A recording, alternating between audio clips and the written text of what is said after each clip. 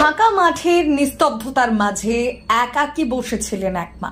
চোখে মুখে কুঁচকে যাওয়া চামড়া, চুলে ধুলো, মুখে ক্লান্তির রেখা, কাঁপা গলায় শুধু একটি প্রার্থনা, আমাকে একটু শান্তিতে থাকতে দিন।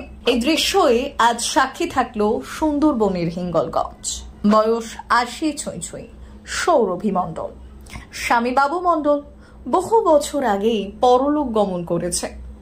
জীবনের শেষ ভাগে আশ্রয় পাওয়ার কথা ছিল দুই ছেলের, সন্তোষ মণ্ডল ও মনতোষ মণ্ডলের কাছে, কিন্তু বাস্তব যেন আরো নির্মম। ওরা বলছে না আমরা খাতি দেয় না, পড়তে দেয় না, কিছু দেয় না, তাহলে কি করে হয়? তাহলে আমার মেয়ের বাসার কথা বলতে ওরা বাসা থেকে আমাদের ওরা তো আক্রমণ করার কি দরকার আছে?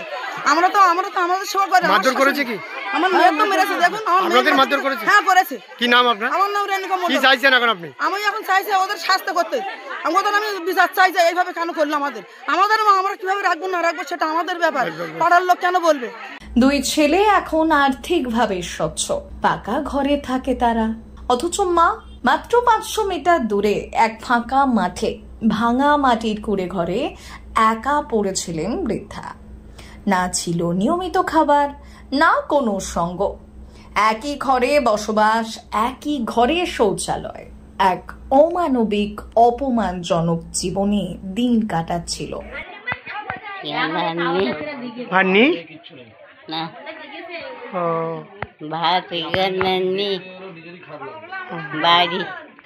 প্রতিবেশীদের সহ্যের সীমা ছাড়িয়ে যায় এই নির্যাতন।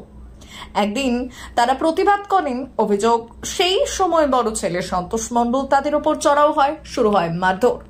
তখনই খবর যায় হিঙ্গলগঞ্জ থানায়। খবর পেয়ে থানার ভারপ্রাপ্ত আধিকারিক সন্দীপ সরকার নিজে ঘটনাস্থলে পৌঁছে যান। তিনি বৃদ্ধা সৌরভী মণ্ডলকে উদ্ধার করে শীত বস্ত্র, খাবার ও প্রয়োজনীয় সামগ্রী দেন।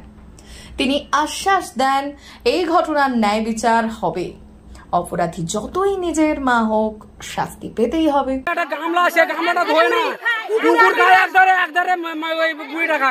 আমরা দেখি কোথায় এটা, কোথায় এটা? দুলদুলি ১৬৯ নম্বর বুথ। আগে মেম্বার প্রধানকে জানিয়েছে এই বিষয়ে তোমরা? ওরা বললো তোরা একটা ব্যবস্থা কর। পরবর্তীতে পুলিশের তৎপরতায় সন্তোষ মণ্ডলকে গ্রেপ্তার করা হয়। ঘটনার তদন্ত শুরু করেছে হিঙ্গলগঞ্জ থানার পুলিশ। স্থানীয় পঞ্চায়েত সদস্য বিশু হালদার বললেন, অনেকবার ওদের বলেছি, কিন্তু কোনোদিনই মাকে ঠিক মতো দেখেনি। আজ গ্রামবাসী ও পুলিশের উদ্যোগেই অন্তত মাকে উদ্ধার করা গেল। একবিংশ শতাব্দীর এই সমাজে যখন মা দিবস উদযাপন করি, তখনও কোথাও এক মাটির ঘরে এক মা পড়ে আছেন একা, অবহেলিত, অনাহারে।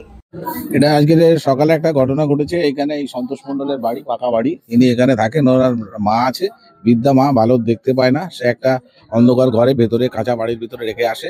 সেখানে কোনো রকম আলো নেই, কুকুর ছাগল একসঙ্গে অমানসিক ভাবে তাকে রাখা হয়েছে।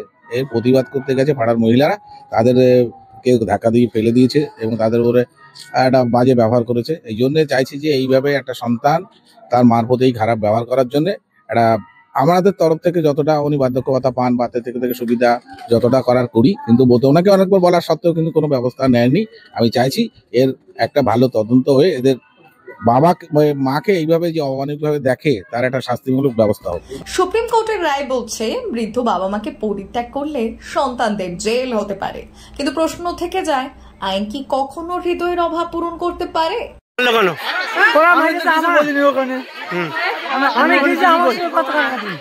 আমি কিছু বলিনি, বাবা যা বলেছি আমি বাবা ঠেকাতে গেছি। আমার ধাক্কা মেরে। কে মারলো আপনাকে? কোথায় মেরে, কোথায় ফেলেছিল? কি নাম তোমার? যেটা নিয়ে ঝামেলা হচ্ছে ওটা কি হয় আপনার? এখানে থাকতো, খাওয়া দাওয়া দেওয়া হতো তাকে, কিন্তু সাধারণ পাবলিক বলছে তো আপনারা খাওয়া দাওয়া দেন না। ব্যুরো রিপোর্ট, ভুবন গ্রাম সংবাদ।